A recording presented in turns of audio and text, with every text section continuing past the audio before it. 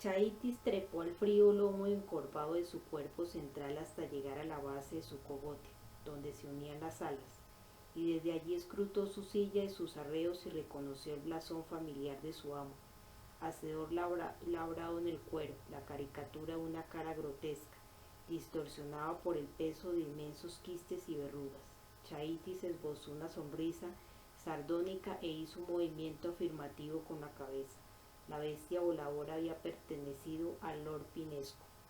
Bolse Pinesco, el más feo de los Guampiri, quien solía favorecer la formación de úlceras purulentas y festones de diviesos por toda su cara y su cuerpo para que su aspecto fuera más aterrador. De modo que Bolse estaba allí, Chaite se sintió un tanto sorprendido, porque había visto los lores Pinescu y Fesferenec envueltos en nubes de polvo cuando hacían un aterrizaje forzoso con sus bestias voladoras, heridas en la llanura de piedras de la tierra de las estrellas, poco después de la batalla en el jardín del habitante, y había creído que aquel había sido su fin. Aquella era una posibilidad, de lo contrario tenían que haber ido andando hasta el norte. En el caso de Bolse era evidente que se había equivocado. Estaba claro que el viejo y astuto Guampiri tenía una bestia voladora, de reserva por si acaso. ¿Qué habría sido de Ferenec? Como gustaba hacerse llamar el otro, estaría también allí. Vaya con Fes Ferenec, un hombre o un monstruo del que había que cuidarse mucho. Con casi 2 metros y medio de altura al lado del Ferenec, hasta las osas de que Chaitis había matado para conseguir carne habrían parecido enanas. Era el único entre todos los Guampiri que no utilizaba guante para luchar. No le hacía falta, porque sus manos eran garras asesinas. Vaya, vaya. Todavía cabía la posibilidad de que las cosas se pusieran interesantes en aquellas tierras heladas. Chaiti se sentó en la silla de Bolse, masticó un trozo de corazón de osa y luego ordenó a su bestia voladora: ven a comer. Cuando su criatura se acercó y se posó en el hielo, Chaitis bajó del lomo, caminó alrededor del cadáver de la bestia y descubrió que alguien había comido el costado, dejando un gran agujero. Se veía que los vasos sanguíneos del grosor de un pulgar humano habían sido seccionados y chupados para ser luego cerrados con nudos. Chaiti supo entonces que Bolsi Pinescu había sobrevivido a su cabalgadura herida. La siguiente pregunta era obligada: ¿dónde estaría Bolse? Chaiti extendió su conciencia de vampiro y efectuó un sondeo telepático. No deseaba hablar con nadie, sino más bien escuchar para descubrir a alguien. No oyó nada, o tal vez el eco de una mente o de los postigos de una mente que se cerraban estrepitosamente. Si Bolsa y Fez se encontraban allí, era evidente que no estaban hablando. Chaitis volvió a esbozar una sonrisa sardónica. A los perdedores nadie los aplaude. Todo habría sido muy distinto si hubiera ganado la batalla por la posesión del jardín del habitante. Muy diferente, porque de haber ganado no habría estado allí. Mientras su bestia voladora se daba un banquete, Chaitis levantó la mirada y contempló el castillo de hielo. La fría y reluciente escultura era ante todo obra de la naturaleza, pero no en su totalidad.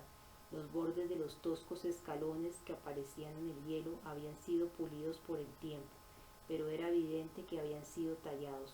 Conducían a una entrada en arco situado debajo de una fachada de gruesos carámbanos. El interior de piedra era oscuro y poco acogedor. Chaiti subió las escaleras, entró en el castillo de hielo y notó cómo la capa de escarcha crujía bajo sus pies cuando avanzaba a grandes zancadas, por lo que se arrastró sobre ella hasta llegar a un laberinto helado. Al avanzar advirtió que en aquel lugar había algo terrible, o algo terrible había ocurrido. Allí, por primera vez desde que se enfrentara al habitante, sintió temor a lo desconocido. En aquel sitio se oían ecos y quejidos. Los ecos eran sobre todo suyos, pero las cavidades y circunvoluciones del castillo de hielo los transformaban hasta convertirlos en crujidos y deslizamientos, que sonaban graves y amortiguados, como témpanos flotantes que chocaran entre sí en un mar agitado, o como inmensas puertas de hielo que se cerraban con estrépito. Los quejidos provenían del viento helado al chocar contra los capiteles de la construcción, distorsionados y amplificados por el hielo hasta convertirse en las quejas de dolor de monstruos moribundos. A menos que se haya aclimatado, dijo Chaitis para sí en voz muy baja, más que nada para sentirse acompañado. No entiendo cómo un hombre, aunque sea vampiro, pueda sobrevivir en este lugar. Bien, podría durante un tiempo, tal vez durante 100 amaneceres, aunque aquí siempre es de noche, pero al final el frío habría acabado con él. Sí, y creo que entiendo cómo pudo haber ocurrido. El frío penetra en los huesos hasta que a la larga la carne vampiri se congela. El corazón comienza entonces a latir más despacio, enviando la sangre espesa por el frío a través de sus venas y arterias temblorosas. Por último se endurece y pierde la capacidad de moverse, y el hielo lo cubre por completo hasta formar con él un trono helado en forma de estaláctica transparente, y elabora pensamientos helados desde el interior de su frío cerebro. Y como es vampiri, suponiendo que lo sea, no habría muerto, al menos hasta que el hielo no lo erosione y lo reduzca a polvo. Pero ¿a eso puede acaso llamársele vida? Mis antepasados disponían de sus enemigos de 3 maneras. A los que despreciaban los enterraban muertos en vida, para que en el interior de sus tumbas se convirtieran en fósiles.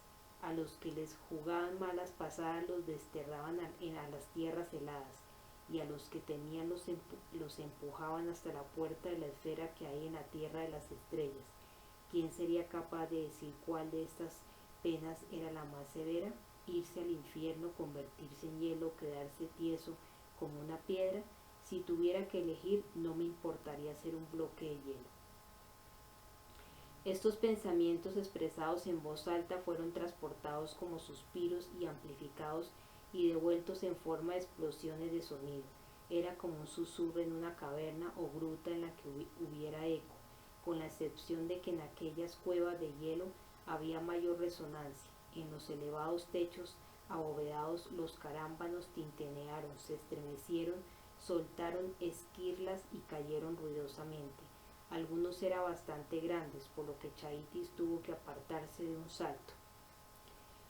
Cuando las cosas se hubieron calmado un poco, decidió abandonar el lugar, y en ese preciso instante en su mente telepática sonó una voz lejana y temblorosa. ¿Eres tú, Chaitán, que has venido después de tanto tiempo a descubrirme y devorarme? Entonces has de saber que me alegro. Estoy aquí arriba, ven y acabemos de una vez. Tantos siglos de frío me han helado incluso las fogosas pasiones vampiri. Anda, ven, date prisa y apaga esta última llamita vacilante. Capítulo 2. Exiliados. Asombrado, Chaitis se agachó en una posición defensiva, giró despacio en círculo y miró a su alrededor. No veía más que hielo, pero sabía con certeza que aquel lugar contenía más que eso. Finalmente, con los ojos escarlata entrecerrados, concentró sus pensamientos hasta formar con ellos una sonda. ¿Quién es el que habla? ¿Cómo? La voz temblorosa volvió a sonar en su mente, y Chaitis notó un bufido sarcástico. No me hagas reír, Chaitán. Sabes muy bien quién habla. ¿O acaso los largos años de soledad han echado a perder tu ingenio? Habla Kerlugos, vieja fiera. Juntos fuimos al exilio. Habitamos durante un tiempo en las cuevas del cono. Fuimos compañeros mientras hubo carne, pero cuando la carne se acabó, con ella se fue nuestra amistad, y yo huí mientras pude. Kerlugos, Chaitis frunció el entrecejo, pugnaba por recordar aquellas leyendas vampíricas y tan antiguas como la raza misma, y el Chaitán al que su oculto interlocutor se refería no sería el Chaitán. Volvió a fruncir el entrecejo y mientras la suspicacia se transformaba en curiosidad preguntó: ¿Dónde estás? ¿Dónde he estado durante cuánto tiempo? Conservado en el hielo, muerto en vida. Ahí es donde estoy, soñando en mi infierno helado por los siglos de los siglos. ¿Y tú, Chaitán, cómo te ha ido a ti? ¿Acaso el cono te ha mantenido caliente o es que sus fuegos han vuelto para echarte fuera? soñando en un infierno helado, la misma imagen que Chaitis había evocado momentos antes. Sí, y creía que quienquiera que fuera aquel Kerlugus le hablaba desde un sueño. Tal vez el estrépito de los carámbanos lo había despertado. Te equivocas, dijo entonces, un poco más relajado. No soy Chaitán. Puede que sea hijo de uno de sus hijos, pero mi nombre es Chaitis, no Chaitán. Ah, sí, ja, ja, ja. Al parecer, sus palabras le habían resultado amargamente divertidas. Lord de los mentirosos, hasta el final. Chaitán, perverso como siempre. Eras el peor de la mala estirpe. Pero ¿qué importa eso ahora? Ven a buscarme si quieres, o vete y déjame soñar en paz. La voz se perdió al hundirse su dueño en sus sueños helados, pero Chaitis concentró al máximo sus sentidos de vampiro y tuvo la impresión de haber localizado su fuente. Estoy aquí arriba, le había dicho la voz mental al principio, en alguna parte, allá arriba. Chaitis se encontraba en el corazón del castillo de hielo tallado por el viento. Allí encerrado en hielo transparente de casi 1 metro de espesor, alcanzó a ver el núcleo macizo de roca volcanizada que se elevaba irregular como la raíz osificada de un diente de cristal, un escupitajo pétreo del antiguo volcán, y allí, alzándose por el costado de la capa de hielo que cubría los cimientos de lava del castillo, tallados en sus fríos contornos cristalinos, unos escalones se perdían de vista en el interior de unas grutas de brillante hielo. No le quedaba más remedio que subirlos. El Lord Vampiro comenzó a subir por las escaleras cubiertas de escarcha en dirección a la cima dentada del núcleo, donde su último y negro colmillo ígneo apuntaba hacia arriba, como amenazando con salirse la vaina que lo contenía. Mirando fijamente a través del hielo duro como la piedra, Chaitis atisbó por fin al autor de los mensajes mentales que había oído en los corredores inferiores.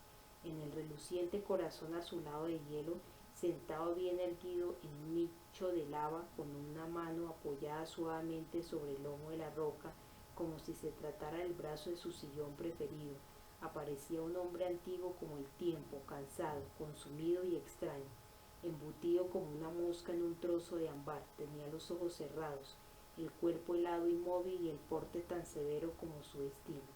Sin embargo, aparecía allí sentado con la cabeza orgullosamente enhiesta sobre un delgado cuello y con ese aire en su aspecto que hablaba sin palabras, pero con toda claridad de sus orígenes, del hecho que era un vampiro, Kerlux, quienquiera que hubiese sido.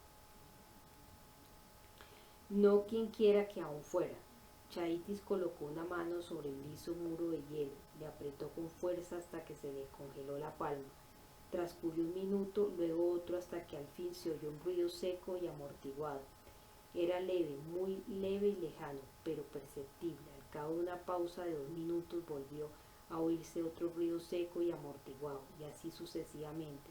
Kerlugus estaba vivo, por más pausados que fueran los latidos de su corazón, por más fosilizado que estuviera su cuerpo, y estaba al borde de la fosilización completa. Aún continuaba con vida, aunque tal como se había preguntado Chaitis, ¿era aquello vida? Miró intensamente aquel cuerpo marchito y consumido. Lo estudió a través de casi 1 metro de hielo que, por más puro que fuera, distorsionaba la imagen, la modificaba al más mínimo movimiento que Chaitis hiciera. Creía conocer ya la respuesta a la pregunta que acababa de formularse.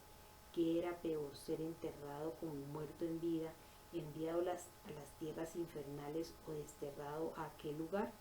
El Lord Vampiro se estremeció ante la idea de los incontables siglos transcurridos desde que Kerlugus había sido a parar allí para sentarse a esperar a que se formara hielo.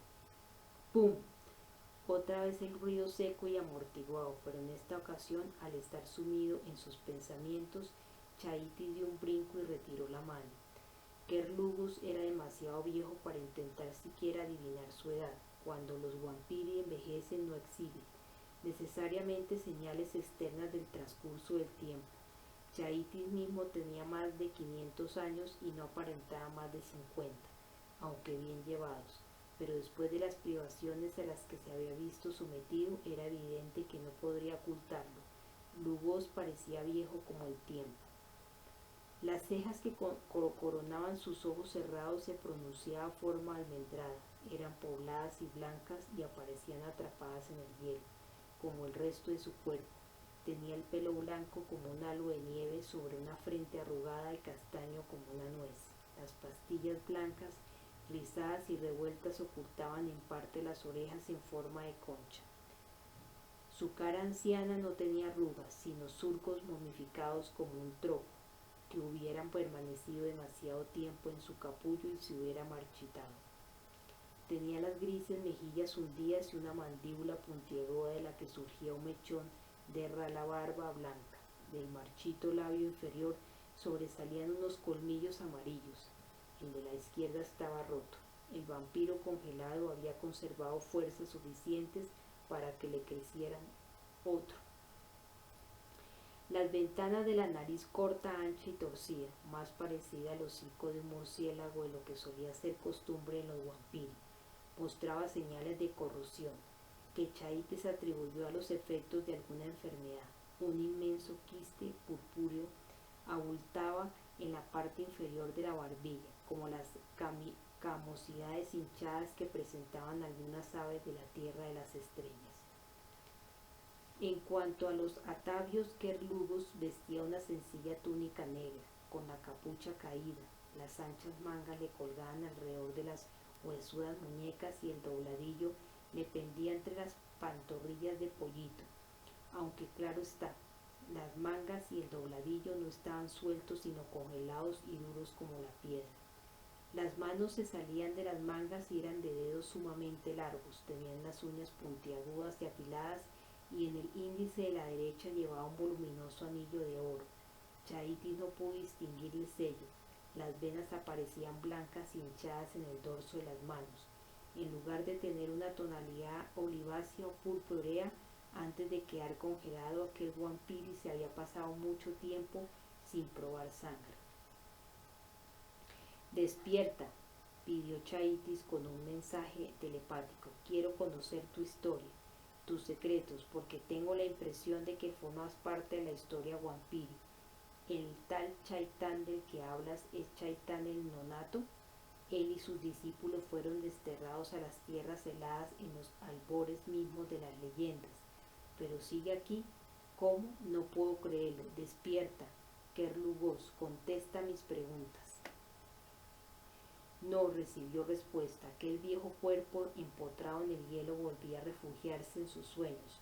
Su corazón marchito latía, pero a Chaitis le pareció que lo hacía aún más despacio. Se moría. La longevidad, aunque mediara la suspensión de las funciones vitales, no era lo mismo que la inmortalidad.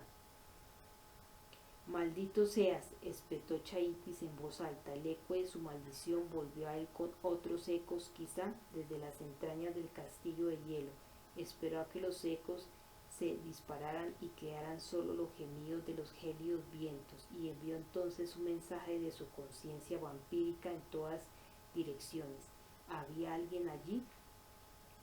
Si había alguien, estaba claro que ocultaba su presencia con suma habilidad, salvo que de pronto Chaitis se acordó que había dejado a su bestia voladora alimentándose. Si alguien la encontraba allí fuera, se puso en contacto mental con la criatura, descubrió que seguía atiborrándose, maldijo a sus anchas, aunque esta vez en silencio y para sus adentros. Le resultaría imposible hacer que la bestia se elevara, pero al menos podría ordenarle que se alejara de allí.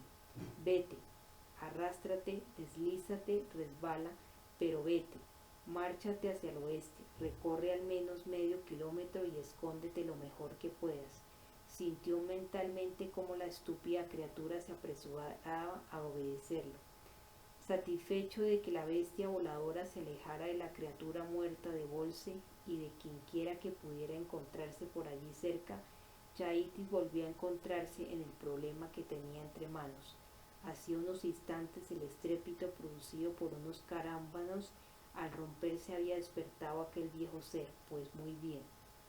El Lord Vampiro se dedicó entonces a explorar una terraza superior y descubrió un inmenso chorro de hielo. como una cascada helada, en cuyo borde aparecían formaciones más pequeñas. Cogió uno de aquellos carámbanos que mediría más de 1 metro de largo por unos 20 centímetros de ancho, lo cortó y lo transportó hasta el cuerpo envuelto en hielo de Kerlugos. En vista de aquel viejo tonto, petrificado, no se despertaba con medios mentales, se proponía conseguirlo golpeando aquella enorme cuchilla contra su envoltorio. Completamente concentrado en su tarea, Chaitis no advirtió que alguien se acercaba furtivamente desde la escalera helada. Gritó telepáticamente a la silueta helada y distorsionada por el hielo: «Kerlugos, despierta». Luego echó hacia atrás el carámbano martillo y golpeó con fuerza la parte frontal de la envoltura de Lugos. Pero el enorme carámbano se negó a moverse, algo se lo impedía. Siseando y escupiendo con la boca abierta, que dejaba ver el velo rojizo de su paladar y el arco brillante y vibrante de su lengua bífida, con los ojos enrojecidos e hinchados, y mientras sus facciones menos humanas fluían instintivamente hasta formar una espantosa máscara inhumana con aspecto de lobo, Chaitis miró por encima de su hombro, dejó caer el carámbano y buscó el guantalete. En ese instante una garra inmensa cayó sobre su muñeca y la aferró con fuerza, y Chaitis se quedó mirando fijamente las sombrías caras grisáceas de los dos supervivientes de la batalla por la posesión del jardín del habitante, Fesferen y Bolse Pinesco. Tiró con fuerza, liberó la mano y se apartó de ellos tambaleante. «Malditos sean vuestros corazones», rugió con un hilo de voz. «Habéis aprendido a ser sigilosos». «Hemos aprendido muchas cosas». Bolse Pinesco masculló estas palabras con esfuerzo, pues tenía los labios prácticamente sellados por una cicatriz recubierta de pus reseco. «También hemos sabido que el invencible ejército vampiro de Chaitis de los Wampiri puede ser quemado, destrozado, aplastado, que sus nidos de águilas pueden ser reducidos a polvo y que sus supervivientes pueden ser desterrados como perros apaleados a los eternos yermos de hielo». El rostro festonceado de pústulas de Bolse se tornó boliáceo de rabia, y aquel ser repulsivo avanzó hacia Chaitis pensadamente y con aire amenazante. El temperamento del Feren era menos explosivo. Su enorme altura, su gran fuerza y sus manos terribles hacían innecesario que se sulfurara. «Hemos perdido muchas cosas, Chaitis», dijo con voz cavernosa. «Desde que estamos aquí nos hemos dado cuenta de cuánto hemos perdido, porque este lugar es frío y solitario». «¿Frío?», profirió Chaitis colérico. «¿Qué es el frío para un vampiri? Ya os acostumbraréis».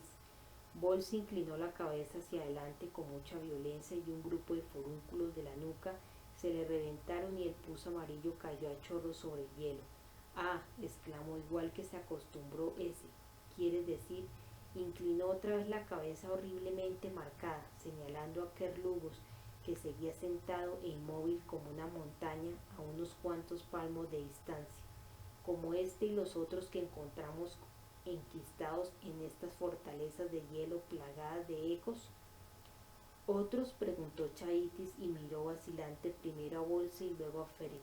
«Los hay a decenas», contestó Fesferen con un movimiento afirmativo de su enorme cabeza acromegálica. «Están todos envueltos en hielo, se han aferrado a este clavo ardiendo, esperan a que pase el tiempo y que se produzca un deshielo mágico que los libere y los haga resurgir a una tierra llena de vida, o la muerte, porque el frío que hace aquí no es como el de la tierra de las estrellas, Chaitis. Aquí es eterno». Acostumbrarnos, se mostró escéptico como Bolse Pinesco. «Resistirlo, calentarnos, avivar nuestro fuego interior para protegernos de él, pero los fuegos necesitan alimentarse. La sangre es vida. ¿Con qué vamos a alimentarnos mientras nos acostumbramos a este frío? La sangre se enfría, Chaitis, gota a gota, minuto a minuto. Los miembros se entumecen y hasta el corazón más recio se vuelve lento». «¿Y preguntas qué es el frío para un vampiri?», dijo Bolse. «Ja, ¿Cuántas veces tuviste frío en la tierra de las estrellas, Chaitis? Te lo diré yo, nunca. Te mantenían caliente el ardor de la cacería, el fuego vivo de la batalla, la sangre salada y tibia de los troc o los viajeros, y cuando salía el sol tenías el abrigo de una cama acogedora y los pechos y las nalgas de las mujeres lujuriosas dispuestas a chuparte el aguijón de la cola.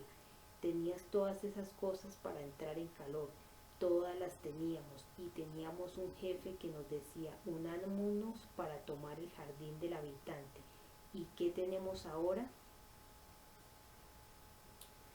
Chaitis miró al Feren, que se encogió de hombros y respondió: llevamos aquí más tiempo que tú.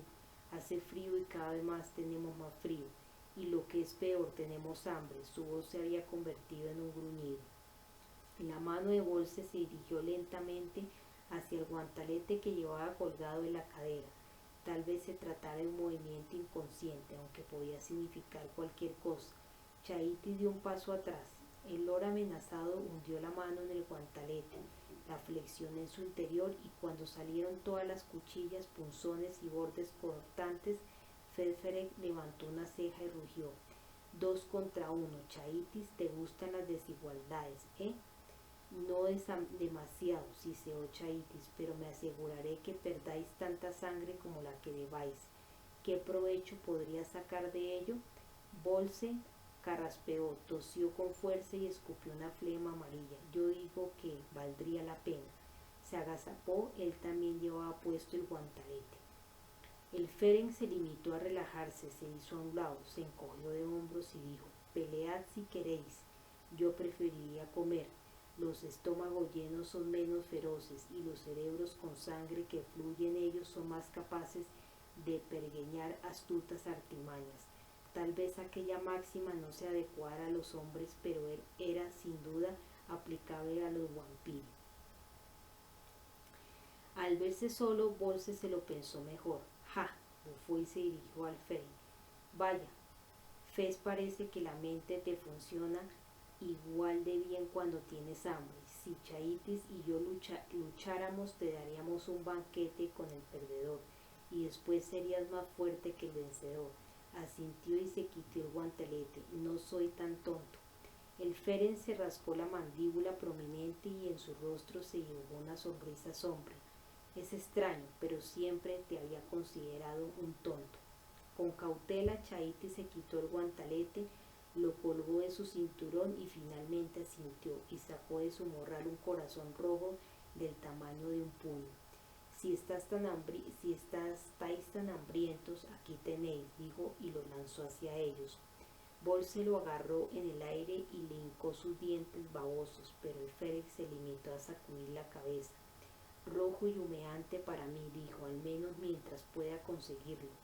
Chaitis arrugó la frente y entrecerró los ojos con suspicacia.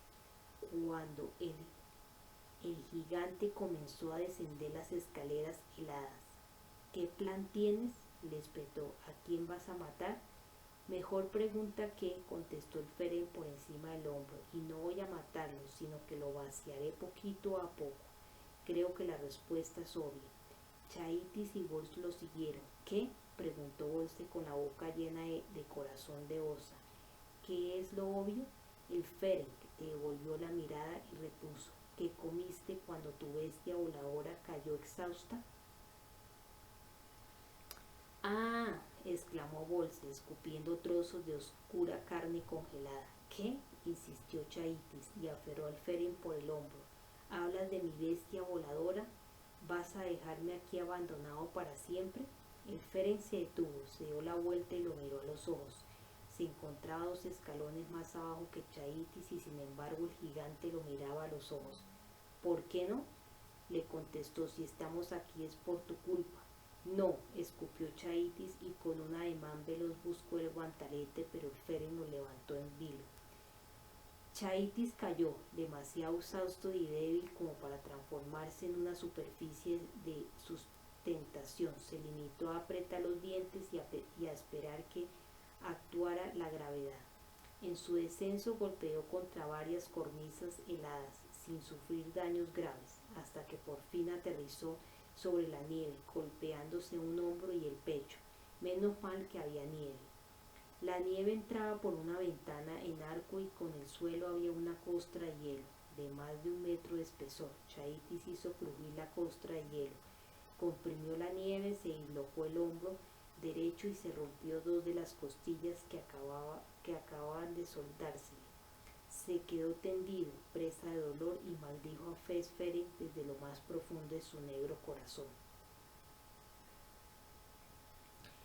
Maldíceme cuanto quieras, Chaitis, el Feren lo había oído, pero sé que te lo pensarás mejor. Claro que sí. Al fin y al cabo había que elegir entre tú o tu bestia voladora. Volse se habría inclinado por ti, porque dentro llevas un vampiro. Ah, la esencia misma de los vampiros. Pero personalmente creo que es mejor que vivas, al menos durante un tiempo. Chaitis se puso en pie, se alejó tambaleante y buscó un sitio donde ocultarse. Se dejó invadir por el dolor y evocó deliberadamente los sufrimientos de su caída en la tierra de las estrellas, cuando se había roto el cuerpo y la cara y de la lucha con las osas, y los unió al dolor de la caída. Dejó que estas falsas impresiones de daño extremo salieran de él para que con suerte la mente vampírica del Feren las recogiera y las tradujera equivocadamente. Existía la posibilidad de que los Volse también las leyera, pero Chaitis lo dudaba. El rey de los forúnculos era un simplón y estaba demasiado obsesionado con la fabricación de los abscesos. ¿Cómo? El Feren parecía sorprendido, aunque no estaba en absoluto preocupado. ¿Tanto dolor? ¿Has caído de cara, Chaitis?, le ofreció una sarcástica risita mental. Ahora sabrás cómo me he sentido durante todo este tiempo, porque tu cara siempre me ha resultado lesiva. Sí, Chaitis no pudo contenerse. Ríe cuanto quieras, Fesferen, pero no olvides que quien ríe último. La risita del Feren se borró de la mente de Chaitis. Ah, no estás tan malherido después de todo, ¿eh? Qué pena, ¿o es que acaso has tratado de que pareciera otra cosa? Da igual, creo que necesitas una advertencia. No interfiera, Chaitis. Si piensas ordenar a tu bestia voladora que huya, olvídalo, porque si no logramos encontrar a tu criatura, puedes estar seguro de que volveremos por ti. Si le pides que nos ataque, acabaremos ganando, porque como muy bien sabes, las bestias voladoras no son grandes guerreras y nuestros pensamientos las atraviesan como flechas, y después volveríamos por ti. Deja que hagamos las cosas a nuestro modo. No protestes y durante un tiempo sabrás al menos a dónde ir cuando tengas hambre, mientras nos dure tu bestia voladora y siempre y cuando no estemos cerca de ti cuando te alimentes. Puede que vivas por más tiempo, Chaitis de los vampiros. Chaitis encontró un nicho de hielo profundo y bien protegido en el laberinto del castillo y se ocultó en él. Se envolvió en la capa y moderó su vibrante aura de vampiro. Se avecinaba un tiempo de cicatrización. Sería mejor que durmiera y ahorrara energías. Cuando despertara, aún le sobraría un poco de corazón de osa mientras pudiera cobijar sus pensamientos y sus sueños. Volsi, Pinesco y Fesferen no lo encontrarían. Pero antes había algo que deseaba saber. ¿Por qué Fes? Envió su última pregunta telepática. ¿Pudiese matarme? Y sin embargo has permitido que viviera. Seguro que no ha sido por obra de tu bondadoso corazón. ¿Por qué? En medio de las escaleras el Feren sonrió oreja a oreja. Siempre fuiste un pensador, Chaitis, contestó, y muy inteligente, por cierto. Has cometido errores, claro está, pero el hombre que nunca se equivoca jamás llega a nada. Tal como lo veo yo, si hay una manera de salir de este lugar, tú la encontrarás, y cuando la encuentres yo te seguiré. Y si no la encuentro, el Feren se encogió de hombros y envió a Chaitis esta imagen mental junto con su respuesta. La sangre es la sangre, Chaitis, y la tuya es sabrosa y buena. Que quede bien clara una cosa, si hasta aquí hemos de llegar, si el hielo es de nuestro destino, cuando llegue el final yo seré quien quede encapsulado esperando el grande hielo, Fesferen y ningún otro, y no me enfrentaré a mi destino con el estómago vacío.